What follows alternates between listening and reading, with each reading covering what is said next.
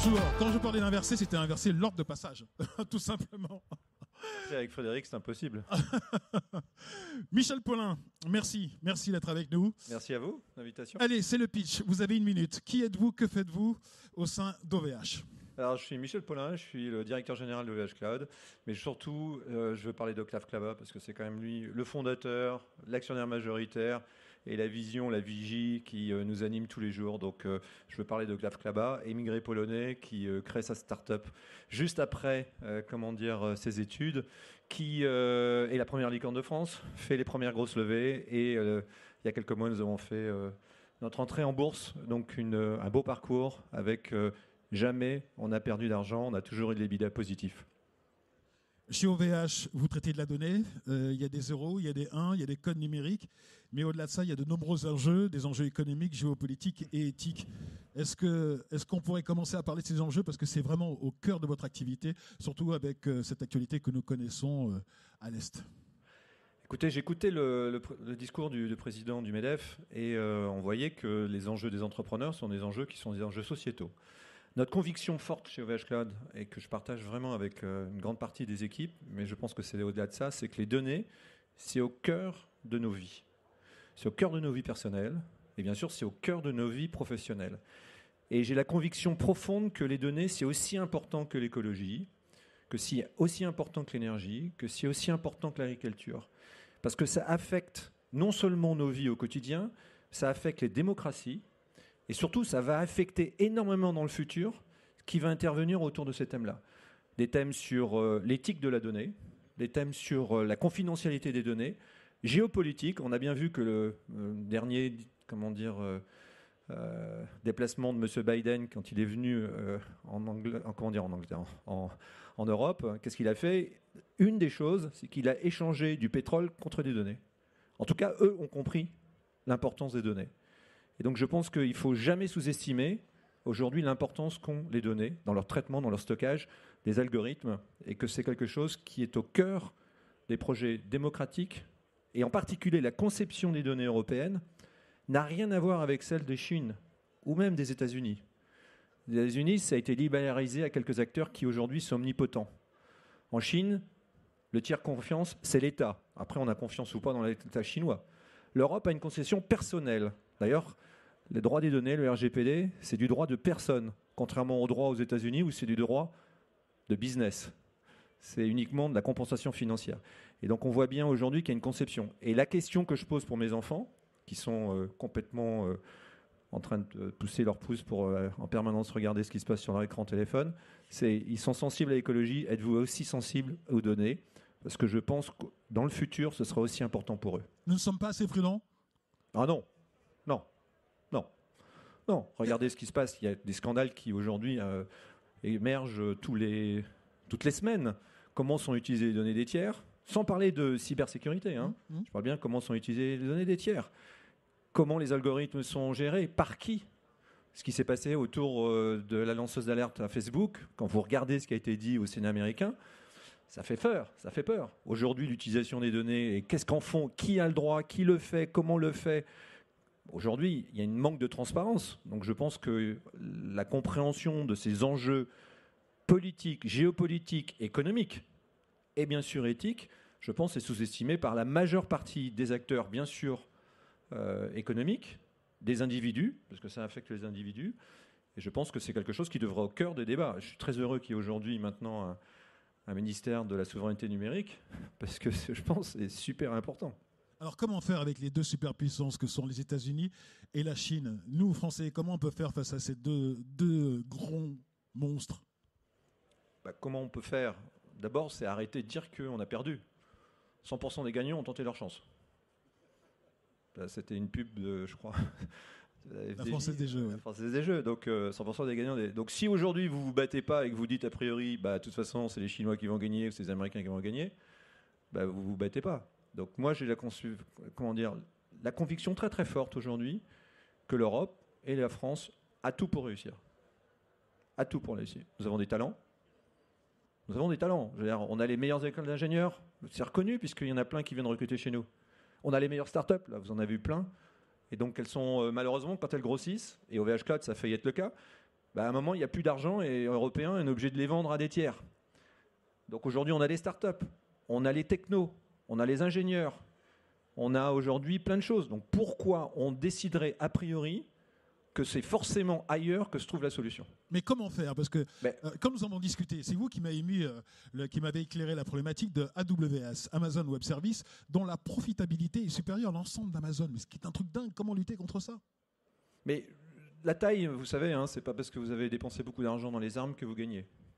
En ce moment, on a vu que ce soit en Afghanistan ou en Russie et en Ukraine, c'est pas forcément toujours ceux qui ont plus d'argent qui gagnent. Ça ne veut pas dire que c'est pas un élément important. Je pense qu'il y a des moyens et le disrupt et l'essentiel de ces sociétés ont été petites à un moment. Donc il faut arrêter sur cette espèce de truc comme quoi c'est forcément. Aujourd'hui, moi je pense qu'il y a 4 critères qui font que ça marche ou ça marche pas. Et pourquoi les écosystèmes coréens, les écosystèmes chinois, les écosystèmes américains fonctionnent, c'est qu'il y a 4 critères qui sont aujourd'hui établis. Le premier, c'est la régulation. Alors nous, c'est un mot qui est, on n'aime pas. On n'aime pas. Et parfois, ici au MEDEF, on n'aime pas la régulation. Mais la régulation, c'est pas réglementation, c'est la régulation. Le DMA, le DSA, le Data Act. Il faut savoir qu'il y a plus de régulation en Chine et aux États-Unis sur le cloud qu'il y a en Europe. C'est 10 fois plus régulé. Beaucoup plus aujourd'hui d'enjeux sur ces sujets-là. Donc il faut une régulation. Il faut une régulation avec, des bonnes règles du jeu qui ne changent pas tout le temps et qui permettent aux acteurs de définir les bonnes conditions économiques, sociales, sociétales qui vont faire qu'à long terme, on ait une vision. Donc des règles plus claires. Et des règles claires, des droits clairs. Deuxième, la commande publique. Tous ces acteurs-là ont des commandes publiques massives. Massives. Alors, en Corée, c'est connu. En Chine, j'en parlerai pas. Mais aux États-Unis aussi, tout le monde nous dit que c'est ultra-libéral. La majorité des startups sont aidées massivement par la commande publique. En France, OVH Cloud, 0 € de subvention depuis sa création. 0. C'est pas 1 €, c'est 0 €. On a donné des centaines de millions d'acteurs à plein d'autres acteurs dans le domaine du cloud. Je ne vais pas citer mes petits camarades qui ont reçu cet argent en français. Mais OVH Cloud a reçu 0 alors que nous sommes le numéro 1. Donc c'est juste pour dire aujourd'hui, la politique publique, la régulation, la commande publique, la vision qu'a l'État et les collectivités locales et les grandes entreprises de ce que va être la data dans le futur est clé. Le deuxième, le financement. Le financement des entreprises, le financement pas forcément de l'État, mais plutôt des entreprises, des startups, des scale-up. Je pense qu'on a fait beaucoup de progrès. La preuve, c'est qu'on a beaucoup de scale-up, on a beaucoup de startups. Je pense que dans le domaine aujourd'hui, en revanche, du scale-up, et après, quand on rentre en bourse, ce qui a été le cas d'OVH Cloud, c'est beaucoup plus compliqué. Pourquoi ? Parce qu'il y a un marché qui est beaucoup plus faible, beaucoup plus petit, il y a beaucoup moins de fonds. Et donc, il faut aider les entreprises à être capables de financer sans être achetées par les acteurs anglo-saxons. Et donc ça, c'est un vrai enjeu. Nous, on a fait le choix de rester en bourse en France.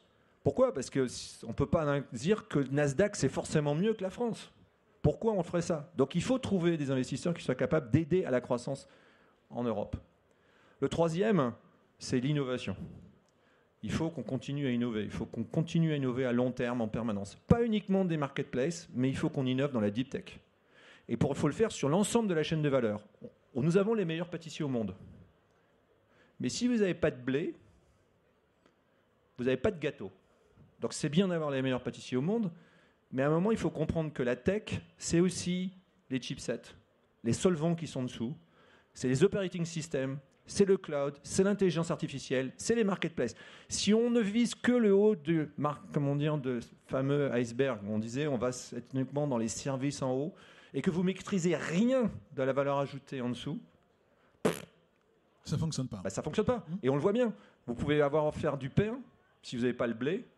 Vous pouvez avoir les meilleures usines si vous n'avez pas le gaz russe. Ça cale. Et donc, il faut absolument relancer l'ensemble de l'innovation sur la totalité, la promouvoir. Et là aussi, avec une vision à long terme. Bien sûr, aujourd'hui, sur les CPU, on ne va pas rattraper le retard des Taïwanais en 2 ans. En revanche, les Américains se mettent sur un plan à 15 ans. Les Chinois se mettent sur un plan à 20 ans. Les Japonais ont mis un plan à 10 ans. L'Europe doit se mettre sur une vision à 20 ans sur la technologie. On doit prévoir. Et choisir ses batailles. Le quatrième, la formation. Ouais. La formation. Payons, bien les enseignants. Payons bien les doctorants. Il y en a marre qui partent parce qu'ils sont mieux payés dans les universités étrangères. Pourquoi ? Parce que c'est ça qui, eux, vont faire qu'ils vont d'abord me remplacer et me foutre dehors, ça c'est super, et qu'ils vont être capables d'être la prochaine génération qui va Donc, faire l'ensemble de cet c'est écosystème. l'attractivité, c'est retenir plus que la formation. Mais c'est ça qu'il faut... Pardon ? C'est l'attractivité. Parce que vous parlez de formation, mais c'est retenir surtout, non ? Retenir et surtout continuer à innover. Donc pour moi, ces 4 facteurs-là, aujourd'hui, l'Europe doit se donner l'ensemble des mécanismes qui vont favoriser ces 4 sujets-là. Les données dont nous parlons, elles ont de la valeur stratégique. Alors que dire de l'intelligence artificielle dans le monde de la data ? L'intelligence artificielle sans les données, ce n'est pas intelligent. La force aujourd'hui des grands acteurs d'intelligence artificielle dans le domaine du B2C, c'est parce qu'ils ont été capables et ils sont capables de collecter énormément de données. L'enjeu pour le B2B, ce sera être aussi capable de le faire. Beaucoup de gens disent si on va se laisser à faire des algorithmes, les algorithmes ne fonctionnent que si vous mettez énormément de données dans ces algorithmes pour qu'ils deviennent de plus en plus intelligents. On ne peut pas décorréler les deux. En revanche, ce que nous préconisons, c'est que les données doivent être dans un cloud ouvert, interopérable, et qu'il n'y ait pas les mécanismes de lock-up et de boîtes noires qui font que les clients sont complètement loqués. Et 2, il faut que les algorithmes aussi soient transparents. Qu'on comprenne aujourd'hui à quoi servent les algorithmes et quels sont les purposes des algorithmes. Alors en particulier dans le B2C, parce qu'on voit bien aujourd'hui que certains de ces algorithmes favorisent des enjeux qui sont quasiment démocratiques. Donc comment aujourd'hui sont poussés sur un certain nombre de réseaux sociaux vers où on vous pousse, c'est quelque chose qui devrait être au moins transparent. Donc je pense qu'il y a aujourd'hui sur la notion d'éthique de la donnée des vrais principes d'ouverture, de transparence qu'il faut mettre en œuvre et qu'il faudra peut-être réguler. Michel Paulin, d'OVH, 4 questions avant de se quitter. Votre plus grande émotion chez OVH, c'est laquelle ? Alors émotion, je pense que pour en parler un petit peu sur l'IAD, c'était on a décidé de se retrouver tous après 2 ans de Covid. On a fait une soirée au Zénith de Lille, parce que vous savez qu'on a une société qui est basée à Lille. Mais surtout, ce qui était intéressant, c'est qu'Octave avait pris sa guitare, parce qu'il a produit un disque, il a écrit un disque avec 12.